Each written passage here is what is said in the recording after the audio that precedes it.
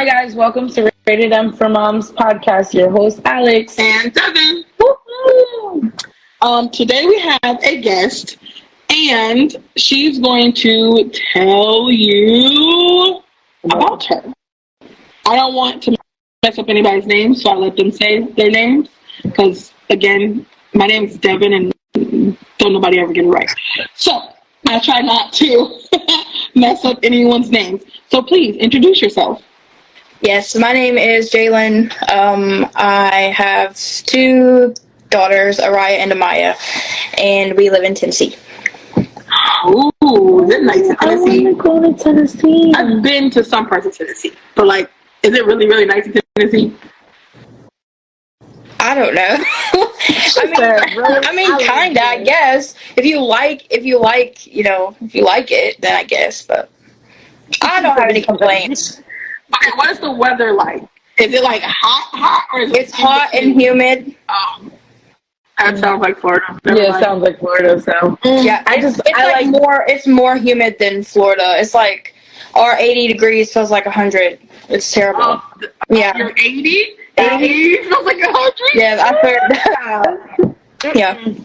Nope, couldn't do it. At least I feel better that our 90 feels like 100. Cause like 80, I'd be so sad.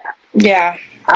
I don't even leave my house right now. I'm definitely not leaving my house. Today, the real feel on the weather app was 103. That's what the real feel was.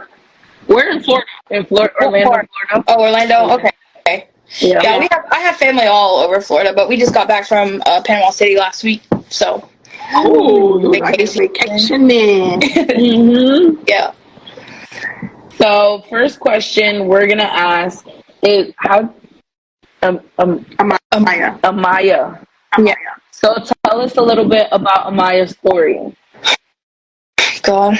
Okay, so Amaya was born. She's 18 months now. She was born without legs and external ears. So when I was pregnant, to my 20-week anatomy scans, when they told us that there was no growth with her legs, so I'm thinking like she has legs, they're just not growing. But it was actually the next appointment, they told me like she doesn't have any legs at all. She had a little like foot, I guess, that was attached. We had it amputated because it was causing a lot of pain and it wasn't functional. So, and then when she was born, we also found out about her ears. We didn't know about her ears while I was pregnant. So we had that. And then she had cleft palate. So not the obvious lid, but the roof of her mouth was open. After we had her, we found that out too. So we stayed in the hospital. She was in the NICU for 68 days and had, 4 surgeries, I think, in that time. And then after she was discharged, she had 3 more surgeries, so she's had 7 altogether on different things. If you want me, I can elaborate on that, but that's basically it. After she was discharged, we see specialists and stuff, but she's been pretty healthy for the most part. We haven't had any like hospital stays or anything like that. So, and 68 days, I am amazed at how babies can do all kinds of things. Babies can, like, I don't even know. I feel like people don't give babies enough credit. We count them out because they're little and they're tiny and all of the things. 68 days, it feels long because you're there, you're doing it. It felt like forever. Yeah. But like 68 days is really not a lot. Like that's 30 more days than Rue was in the hospital. Yeah. So like that for 68 days and to have like the things that she has, that amazing. Like yeah. They used to tell us like I would be, stressed and anxious about all the surgeries and everything, and the nurses were always like, she's fine, like they do better than we do, they recover better and faster and they're just stronger than we are. And after each procedure and after everything that we've been through with her, I 100% agree. Like I couldn't see it in the moment, but I see it now, how strong she is. She definitely is, and she's so freaking cute. She is really cute. The a hearing aid. Yeah, people ask that why she wears that a lot. Yeah. And that's for her to be able to hear. So, yeah, the outside of her ears are malformed, so she basically has like a top and a bottom part on both sides, and there's no opening. There's no ear canal opening on either side. It's called microtia. Microtia is the malformed outer part, and atresia is the unopened ear canal, so she has both. It's like two conditions, basically. But yeah, so the inner ear is normally functioning, so she can hear. It's like, you know, your ear, like when you plug your ears, that's what sound sounds like to her without her hearing aid on. So with it on, I keep it on her forehead because she only has one right now, and it goes through, the sound travels through her skull bone, and she can hear on both sides. So if I were to just put it behind one ear, it's similar to a cochlear, but it's not the same thing. So if I put it behind one ear, then she's only hearing on one side. So that's why in all her videos and pictures, it's right here on the top of her forehead, so she can hear out of both ears. But that's all. Yeah. Yeah, I didn't. It's crazy to me that that's how that works, because it's I know. like, what? Yeah. Like, ears are such a sensitive thing, and it's crazy that you can just, like, they make something, they put it right here, and it, like, goes through here so that she's able to hear. That's like so cool. It's just like cochlear implants, because, like, they put, like, a little device underneath the skin. It's into the bone, basically. Yeah. And that's what they would do to her when we get them implanted. You can't do it until she's like 5 anyway, with the type that she has. But it would go, they surgically put it like in the bone behind your ear. That way she can remove it just like a cochlear, and she will be able to hear that way too. So yeah, it's kind of crazy. We put it on, like, we plugged our ears and then had it on our forehead and had like my other daughter talk, and you can hear like plain as day. It's the craziest thing. I would be like, what? Yeah. Can I go? I can't hear half the time anyway, so like, my mom's always like, I'm gonna get you a hearing aid, because you For real, right. Not even that. Like, I just want to be able to be like, oh, so when I don't want to hear nobody, just take it off and just be like, I can't hear you. Right. And that's what another question we get is, are we learning ASL or sign language, American Sign Language for her? And we are. We're associated with Tennessee School for the Deaf, and we've been taking classes and doing all that. So if she doesn't want to hear physically, you know, they'll be able to communicate with us. Which is awesome. I am an ASL. I am in class. I am learning.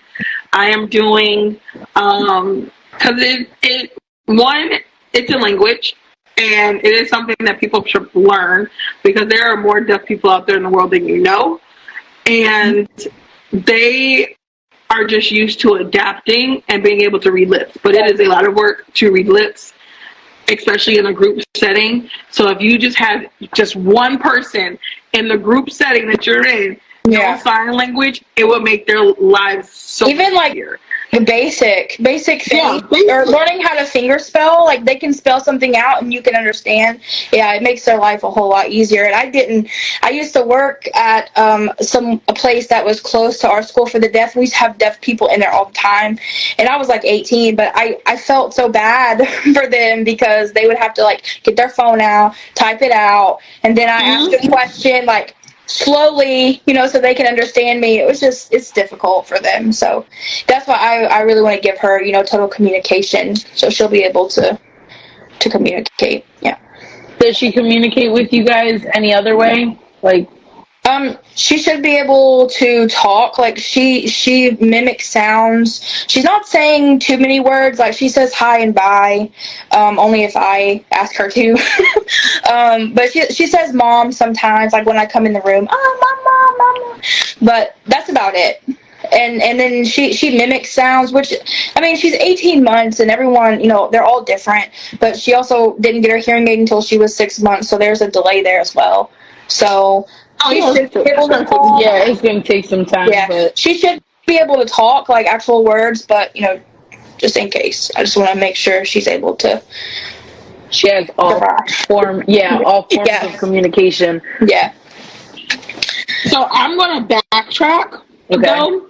So you said she had 7 surgeries. Like, what? Give us the basics, like the The basics of her of the surgeries. surgeries. So when she was born, she wasn't breathing. She wasn't really moving at all. She had cleft palate, and that's when they, found what they had to intubate her. So they put her on the ventilator immediately after birth. It took them forever because the doctor that delivered wasn't able to do it. They had to call another doctor from the NICU to come over. It was a big deal. But she wasn't able to breathe. So she had a surgery. The first surgery was her foot. She was 3 weeks, I think, 2.5 weeks old. She had a foot on her right side. We had that amputated because it was non-functioning and it was really painful. She cried the whole time. Like, you change her diaper, she just screamed crying. So we had that amputated. That was the first one. The second one was the jaw surgery. So we had, because she wasn't breathing. No, the second one was G-tube. So she had her feeding tube placed. Okay. And then the third one was her jaw surgery. So she had her jaw, it's called a distraction. So essentially the jawbone is stretched forward. So I'm not going to go into detail because it's kind of gruesome. But the jawbone is extended. They leave the hardware. So they leave the hardware in the jaw for 6 weeks while it grows, while the jawbone grows. So she had that surgery to pull her tongue out of the back of her throat so she could actually breathe without help. So for the whole time she's in the hospital, she's on the ventilator. Off the ventilator, she's not breathing well. Had to re-intubate her 3 times. We're going back and forth. And so the doctor gave me the option to do that surgery, or we can trach her. So put a tracheostomy in her throat. That takes away her voice. So, all these things. I'm like, that we're dealing with. So we had that surgery, and then she wasn't tolerating her feeds. She was throwing up her feeds, so we had to go back to surgery like a week later and get a different type of feeding tube placed. So the second type of feeding tube we had bypassed her stomach and went into her small intestine. Sorry, I don't know if you can hear the cars now. No, you're fine. So that was and that worked for almost a whole year. That was great. That was the 4th surgery. I think that was it in the NICU. And then we got discharged. We went back for a G-tube. She pulled her 6 weeks after the jaw distraction surgery. We went back and had the distractors removed. So that was the 5th surgery. The 6th one was her cleft palate repair. So she had her cleft palate, just basically, that was it. It was just one overnight stay in the hospital. And then she pulled her GJ out on the way to Florida last year. And it's a surgically implanted feeding tube. It's not like, G-tubes are easy. You can just put them in the stomach and that's it. No, the G-tube, you have to go to surgery for it. It's a Saturday. It's 5 o'clock in the morning. We're halfway to Atlanta. And I hear it, and I'm like, I know that wasn't her tube. And I turn around, because she had a car bed. I made videos about it before, but it was like a bed, a safe, legal bed in the car for her to lay on because she doesn't have any bones in her lower body, so a normal car seat wasn't safe. So we had to so she's laying, and she's able to move her arms, however, so she pulled it out. So we went to the nearest hospital. They didn't do kids, so we had to rush to Atlanta, which was like an hour and a half from where we were. And their surgeon wouldn't come in on a Saturday because he wasn't coming in for one procedure. So it was like a big order. We were there for like 6 hours. They wanted to keep us, and I'm like, no, we're not staying. We have reservations at the hotel. We're on our way to Florida right now. So at that point they put a regular tube. I asked, I was like, can we just do like a regular tube? And she was like, the doctor was like, if you're comfortable. And I'm like, well, anything to get us out of here. Let's be for real. We got things. And it wasn't like life threatening, so it would be different if she was hurting or we needed to be there, but no, we just needed a G tube so we could go. So we did that, and she's been on it ever since last summer. So, that's all the 7 surgeries, and knock on wood, we haven't had another one. No more. We don't have any on the radar. she has a tethered spinal cord, so that can cause issues. Her spinal cord at the bottom, there's nothing. It's basically, I don't know the easiest way to put it, but they say it's tethered. So that may have to be released from, I'm assuming, the spine. I don't know where it's connected to, and we have to see neurosurgery for that, to check on it every 6 months to make sure. So hopefully that won't be anytime soon. Okay. Yeah. You know, I Google. No, I know. I was just thinking. I've Googled a million times, and my mind blank. So Yeah. a tethered spinal cord occurs when the spinal cord is attached to tissue around the spine. Okay, that's it. Most commonly at the base of the spine. Okay. Yeah. So she has her entire her entire spine. So a lot of people that have the same condition as Amaya, the caudal regression, they don't have their spine. It ends at T3, T4, and then they're they have legs, but they're paralyzed from that point on, right? So Amaya doesn't have legs, but she has her whole spine. So that was also confusing in utero when I was pregnant, because I'm like, she has her whole spine. How does she not have legs? You know, what happened? I would have been connected out. And I'm not gonna lie, I thought they were wrong, and I when I was pregnant, because her positioning, they could never get a good picture of her. She was face in, and she was breech, so her head was up, and she was face in, so it was every time they're getting back. That's how we knew she had her whole spine, because we could see her whole back, her neck, and her butt. And I'm like, maybe her legs are scrunched up. Yeah, I can't see them. Yeah. What? So, yeah. But aside from that, the whole pregnancy, there was nothing that was out of normal, because you have an older daughter, correct? Yeah, I have an older daughter. She's 9. She's about to be 10. No complications. No, I have diabetes, so type 1 diabetes, and I had high blood pressure with Amaya, but with Araya, I did have diabetes, but I didn't have any complications with her. Everything was normal, growing normal. We didn't have to stay in the hospital extra. Amaya, I had high blood pressure and diabetes, and so I'm not taking any medication, though. The only thing that's another question that people have, was I taking any medicine? I'm on. I was wait, I'm trying to see what people are writing. Someone said, Lord D. Marco said, thank you. She loves following you guys. Thank you for sharing. And then we have another person that says, do you know if it's genetic? If you were to have another child, would it be the possibility of the child having the same thing that Amaya has? Okay, so we follow genetics, so we have a geneticist, and he did generic testing when we were in the NICU, genetic testing, and there was no issue. So he just said the caudal regression is just a fluke, it just happened, and then all these other things are he doesn't think they're associated, but he also doesn't think it's genetic. And that's what I've told people the entire time. It's not genetic. And then we saw him actually a couple weeks ago, and he was like, I still think that it's not genetic, but there's another option if you all want to have genetic testing done to see if maybe her ears or the cleft or something is genetic, then we can do that.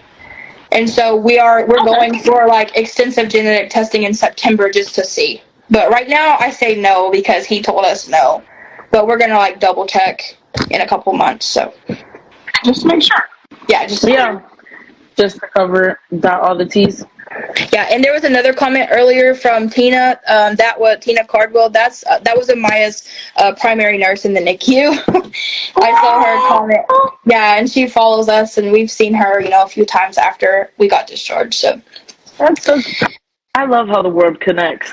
Look, it's crazy because saying that the world connects, because we go to the same urgent care, and we've been going since the boys were little. There was a nurse in there. Her name is Jenny. She was at the urgent care for a very, very long time. She was there for 3-4 years, right? Uh-huh. And then we went to the urgent care, and Jenny was gone. They're like, oh, where'd Jenny go? Where my girl at? Do you know Jenny ended up being my nurse at Winnie Palmer? Yeah, I think you've told me that. That is the craziest. Like, what? Where'd you go? Oh, hey, how you doing? Yeah, like we loved her because she was so great with the boys. And then literally, I had my baby, and she was the nurse on my floor. Wow. That's so cute. Yeah, so going back to what I was saying about my diabetes, I obviously have to take insulin because that's how I survive. I can't live without taking insulin. I have type 1. The high blood pressure I was on medication for before I was pregnant, and I had been stopped taking it like way before I even thought about getting pregnant, just because my blood pressure wasn't, I say high, but it wasn't that high. It was like 130 over 80s, so it's not terrible. It's still not good. So yeah, I wasn't taking anything. I was taking prenatals and whatever the other one is, progesterone, I think. Is that what they give you? It's a hormone. Because it was low, and then the insulin is all I had. You're lucky for your high blood pressure. Every time I went into my OBGYN's office, it was like 170 over this, and they're like, ma'am. And I'm like, I'm just here. I'm here. I'm thriving. Like, what do you want? And they're like, these numbers. It's called white coat syndrome. it's called what? White coat syndrome. I had the same thing. So, like, literally, they had me tracking my blood pressure at home. Yeah, and my blood pressure was normal as can be. Yeah. And as soon as I stepped foot into the doctor's office, it was like, pew! Yeah. I would be like, it's the stairs, guys. It's the stairs. I'm about to break, okay? Like, I'm carrying this whole thing. And I'm me, baby. Yeah, exactly. Yeah. Like, it's the stairs. So what and how does the future look for Amaya? Or like, what? Yeah. How or what is she? Wait, which one do we want to do first? So how she's doing? Yeah, how is she doing right now? So now she's great.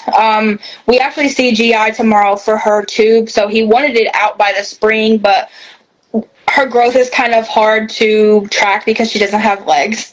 So she's not on like a normal growth chart. So he was like, I would rather keep it in unnecessarily than to take it out and need it, like have to go back to surgery again.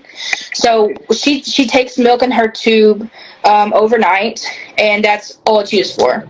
She eats everything else by mouth right now. So hopefully tomorrow he's gonna be like, let's take it out, because I'm ready to get this thing out, because it's just hard. Like, it's not difficult, but it's kind of like, if she can drink and she's able to, get the nutrients that she needs, and I feel like we don't need it anymore. At first it was like solely she was getting everything through the tube. So yeah, there's that. And then, we see therapy where we see physical, occupational, speech, and feeding therapy like every day of the week. So multiple times a week. So that's what we're doing. It's ongoing. So we don't know when that's going to end, probably never with her, because they're a great help, and they, are able to watch her grow and figure out things that she needs, if she needs anything different to help her get around.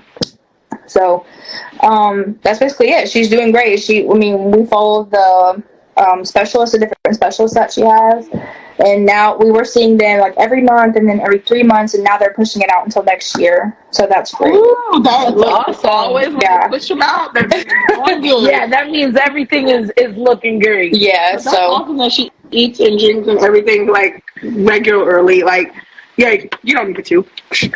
Yeah. Yeah. And it's just like she's never pulled it out. Knock on wood again. She's never pulled it out, but she messes with it, and it bleeds sometimes, and it's just when she's crawling, I feel like it's in the way, Yeah. So it's just all these things. I'm just ready to be done with it. So I want to though. Yeah, if I could eat this sandwich by mouth, you guys could take this. Right. Let me be great. If I'm out here with these cookies and I'm doing all right, exactly. I don't need it. I'm getting all the nutrients I need right now. Yeah. So what does it look like for her to walk? Like, will she have like prosthetics? Like, she's able to get prosthetics. I know you got her. I seen her little seat That. Okay. Where she's able to like sit in the car seat and stuff like that. Yeah, so this is her old one. She's too big for it now. We have a new one in the other room, but so that's another question I get about legs. Prosthetic legs are. Okay, I saw a man on TikTok, and he was born without arms or legs. And he said when he was a little boy, they gave him prosthetic legs, and he absolutely hated them because they were so heavy, and he had to adjust. He was already used to getting around without them, that they became a pain for him. Okay. And so ever since I've seen that video of him, like, I don't even know if I want to even, do that, put her through that, strain her body, all that. So the doctor that we see has told us no, prosthetic legs are not an option, just because Maya's situation is a little different. Her lower body doesn't have any bones. She doesn't have pelvic bones. She doesn't have a start of her femur, like a leg bone at all. So there's nothing really to connect the prosthetic to. This is her old hip prosthetic that we had made for her, and it takes pressure. So it goes around her and it takes pressure off of her tailbone, because her tailbone is not protected by anything except butt muscle, basically. So normally your pelvis, or your hip bones are taking that pressure off. Yeah. So, right now, she doesn't weigh a lot, so it's not a big deal, but when she gets older, it can be painful. So that's why we have this. She's able to sit in a normal car seat because the impact would go against this, which is hard, instead of her actual pelvis that has no bones and would, potentially hurt her her organ. Yeah. in a wreck. Yeah, so that's why we have this. We have another one, but yeah, that, and she's able to actually sit up, and she can sit up on her own without this, against like a small table, or she's able to pull up and down now, and she's able to crawl with him without this. So basically, it's there for stability for her to sit up so she won't fall, and also for the car. Yeah. Okay. But legs, no. That's a big question that we get. Legs aren't really on the radar for us as far as prosthetics. My dad has a prosthetic hand, and granted, he got it when he was in his 20s, so he had already had majority of his life with both hands, and then he got into something, and they shot the bullet shattered his whole hand, so he doesn't have this part.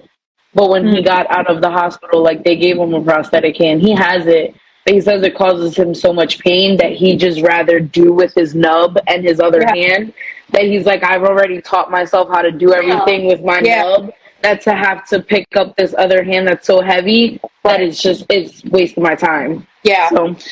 And I can see, I've seen people with, they don't have anything past their shoulder, which may be a little different, because they don't have a partial arm or something, to help them with the regular, I hate saying that, the other arm. But, same thing with Amaya, because I don't want her, lower body to hurt or to be in pain, even with legs, prosthetic legs, they say the same thing. They can be painful, especially if you're walking around on them all day. Yeah. So, yeah, I don't know. I guess we will just have to see about it when she gets older. Yeah. It's one of those ones, if you want them, we'll go for them. If you want them, If you feel like this is something that you want, then we'll go about them. But if not, then you're... Riding a skateboard seems a whole lot easier to me. It really does. And I've seen cute when she gets on the skateboard. I've seen people ride skateboards with no legs, and they just use their hands. And the tricks that they do, I'm like, those look way cooler than the skateboarders. I'm just saying, because it has to take a lot of skill for you to be able to, one, hold your body up with one arm, and then two, flip the skateboard 3-6 times, right? Put it back down and sit back on. Yeah. That's like the girl, Kanya is her name. Kanya Sesser. I follow her, and she was born without legs like Amaya, and she skateboards, and she snowboards. They made a snowboard to fit her. Yeah, and she drives a car and everything. So that's dope. Yeah, it's doable. It's doable. Everything's doable nowadays with all the technology and all the things that they have. There's nothing you can't do. No, not at all. Not at all. Oh, excuse me. So what are your plans for the future? That's basically the gist of it, as far as like therapies and everything medical for her. She's crawling already, so the next thing is she's able. So we have like a small bench for her to sit against when she's sitting up. So the next goal as for mobility is sitting down, but she's almost there, and then from that goes stairs for her to pull herself up or slide her butt down first and go down a stair. So that's our goal for the future. But like I said, we don't have any surgeries or anything. There's nothing else to really do except keep following up with our specialists that we have, and keep helping her in every way that we can, to get around and that. So yeah, I feel like she's gonna be great. We're gonna see her on TikTok. Yeah. Growing, thriving, and we're gonna be like, oh my god, she can go up and down these stairs. Look at her go. Mm-hmm. Yeah. That's what my videos at first, when she was a baby, like a small baby, when we came home, all her videos of her like laying on the couch, watching TV, and to see her like actually sitting up and crawling around now, the growth, even it's been 18 months, is incredible, I'd say. So yeah. I think I have been following on my personal account since she was like little. I want to say maybe 13-ish months. Mm-hmm. That's when I found them, and she was like little. She wasn't doing anything. It was before she got her hearing aid. Like I was in there before she got her hearing aid. I was like, oh my god, she got a hearing aid. Okay, longer than that. Then that was last summer. So yeah, it's been a while. I feel like a proud aunt. When that moment comes, you're just like, oh my god, oh my gosh, a teardrops and everything. And then, cause like I've seen her car bed, and then I didn't know that. First off, I didn't know they had a car bed. I did not know that was a thing. And then I see her put on a regular car seat. I was like, oh my gosh, she graduated. She gets a car seat now. I did. I was like so excited and so happy. I was like, yeah, go Maya. That's funny. That's what people say. They're like, oh, well, internet auntie loves Amaya. Like, I don't know how many she has, but a lot. Yeah, a lot. Obviously, you can see the people are going and coming inside of the live chat since you've been on. So, what do you have plans for TikTok and like social media? You're gonna just continue to put her story out there and talk to people. Yeah. That's basically my plan. I don't plan to go anywhere. I'm on Facebook too. I've started Facebook this year, and I like the different audiences for Facebook and TikTok. And I enjoy Facebook because I feel like it's more mature there, and they can be more understanding sometimes. They're all old, but like they're really supportive for the most part. And so TikTok, I just plan to keep showing both platforms her growth, and so everyone can follow along. If you have one or the other or both. So we have a question. It says Jalen's older daughter seems to be really good with her sister. Does big sister ever get frustrated or jealous? No, never. I can't say one time she's ever gotten jealous over her or had any type of attitude, which is crazy because she's full of attitude. But when it comes to Amaya, it's like she's totally understanding. If it's like, all right, can you get me a diaper? Like, can you get me this? Can you get me that?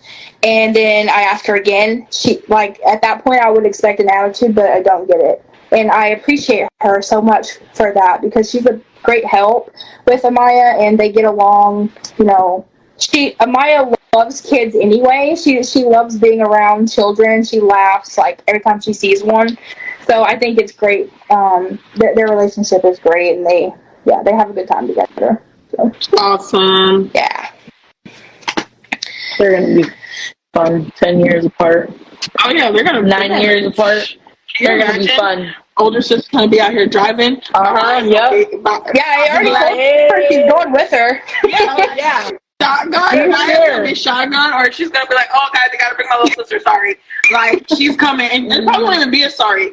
Like, Yeah. I gotta bring my sister, guys. Or I don't they'll know be what like, to tell you. Bring your sister. That part.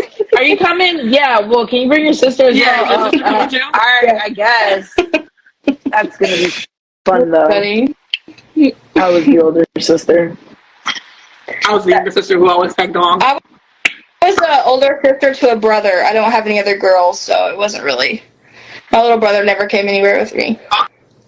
I have all sisters. My older brother had to take me. I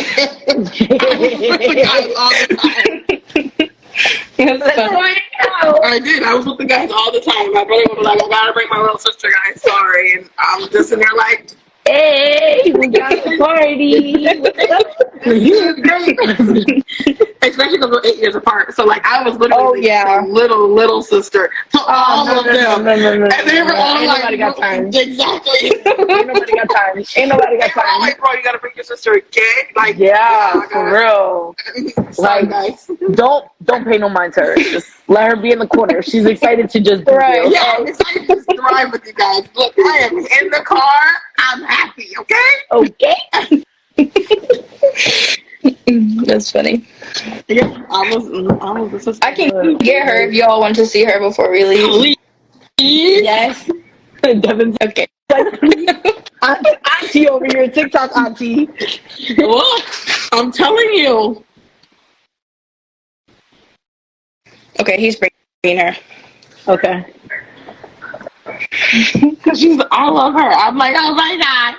She's so cute. I go and look for her videos because I'm like, wait, I haven't seen her in a while. Hold on, pause. Hold on, pause. Let me go see if there's anything new. And you know, TikTok, if she has posted, because I haven't been on there in a while, and she's Oh posted my like God. 4 or 5 of them, I can't like them all at one time because then I'll get banned. So like, I gotta be strategic. I gotta be strategic. I'll like one right now and one in the evening, Like, I gotta and then I'll come back in the morning. Yeah. That's how I like I them. know, it's okay. Her shirt, she's teething and she's all wet, so sorry about that. You're fine. Say hi! Hi,